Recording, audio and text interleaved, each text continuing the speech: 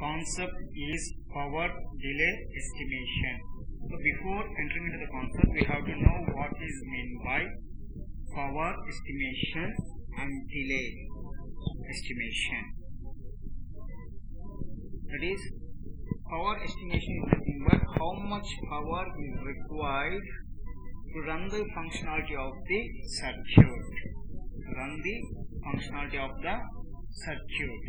And the delay is nothing but the time interval between of input appliance to occurrence of the output side of the circuit.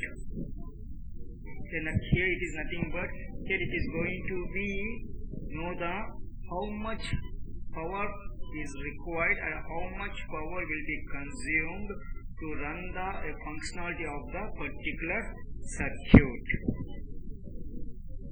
First point, analyzing the power consumption of an inverter provides an alternate case into the performance of a logic gate. Second point, circuit can be made to go faster by causing them to burn more power. Third point, power consumption always comes at the cost of heat which must be dissipated out of the chip. Here what they are telling, so in order to run the operation performed by the circuit, so we need to burn the more amount of power, and also they are telling so power consumption will also be occurred in the form of heat which is generated inside of the chip. To analyze the inverter with capacitor connected to its inputs. To analyze the power consumption, we must consider both pull-up and pull-down operation. The model circuit is shown below. So this is a circuit where you are going to be understand the concept of the power delay estimation. So here it is an inverter circuit which consisting of an pull up and pull down. At the output of the inverter we are having a capacitor. So for the given inputs, so this is an output present in the capacitor. The output capacitance has been fully charged or discharged, and only one of the pull up and pull down transistor is on. Here the capacitor will be fully charged or discharged. It depends upon the pull up and pull down transistor. If pull up transistor is on, then this capacitor will be fully charged. If pull down transistor is on, then the capacitor will be discharged. Power is consumed when gate is driven their outputs. The power consumed by the inverter is independent of the size and resistance of the pull up and pull down transistor. Here what they are telling, so the power consumption is also depends upon the size and the resistance of the pull up and pull down transistor. Power consumption depends on the size of the capacitive load at the outputs. Here the power consumption it also depends upon the size of the capacitive loads and the size and the resistance of the pull up and pull down transistor. The energy required to drive the inverter output high calculated in two ways. Current through the load capacitance CL, current through the pull up transistor and represented as effective resistance RT.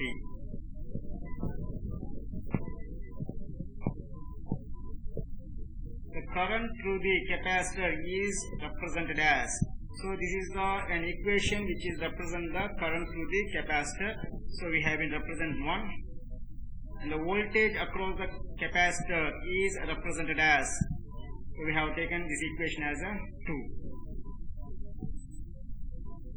Energy required to charge the capacitor, that is EC equal to integral 0 to infinity ICL of t into ECL of t into dt. So represent this one as an equation number 3. Now you are going to be substitute equation 1 and equation 2. Now you are going to be substitute equation 1 and equation 2 in equation 3.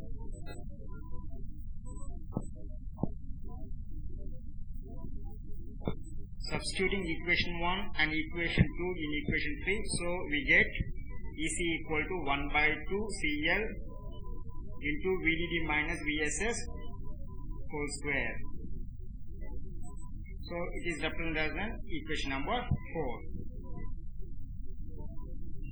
Now the current through the pull-up transistor is represented as IP of t equal to ICL of t. It represented in equation number 5. The voltage across the pull-up transistor is represented as Vp of t equal to V into e power minus of t by Rp into Cl.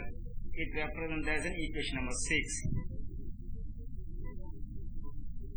Energy required to charge capacitor as computed from a resistor. This is nothing but pull-up transistor point of view. So we have taken the energy required equation, that is ER equal to integral 0 to infinity IP of t into Vp of t into dt. Represent that one equation number 7. Now substitute equation 5 and equation 6 in equation 7. So after substituting, so you will be get ER equal to 1 by 2 CL into VDD minus VSS whole square. So representing that one as in equation number 8. The energy consumed in discharging the capacitor can also be calculated in the same way. So before we have been calculated for the charging, now we need to be calculated the discharging. So for that one also we need to follow the same procedure. The discharging energy consumption is equal to the charging power consumption. Here for discharging energy consumption equation is equal to the charging power consumption. So this is an energy consumption and this is for energy required to charge the capacitor. Okay, so both equations are equal 1 by 2 CL into VDD minus VSS whole square, and here also we are having an EC equal to 1 by 2 CL into VDD minus VSS whole square. So it represents as an equation number 9. A single cycle requires a capacitor to both charge and discharge.